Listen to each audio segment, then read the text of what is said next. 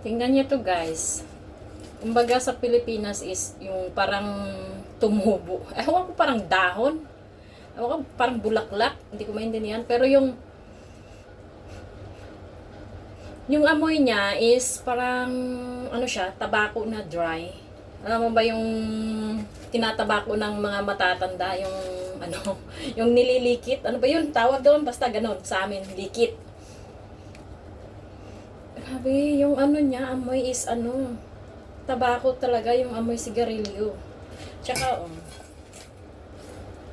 tingnan mo naman to. Yung parang damo sa Pilipinas, sa atin, ginagawang soup. Ito bulaklak to eh. Hindi ko alam kung anong klaseng bulaklak to. Pero, kasi gagawa ko ng soup. Tingnan nyo. Dito ko siya nakuha. Isang pack to. Kasama yung mga red beans, ganun Parang buto ng patani, buto ng sitaw na maliliit. Ito, ano to, lotus seed. Yan. Gagawa ako ng soup. So, bibili pa ako ng karne. Binabad ko muna. So, ito, ibababad ko to. Pero, ito talaga, nawawanda rin ako kung anong klase ito. Kasi Chinese ang nakalagay dun sa pack. Kaya, hindi ko itatranslate ko sa Google mamaya.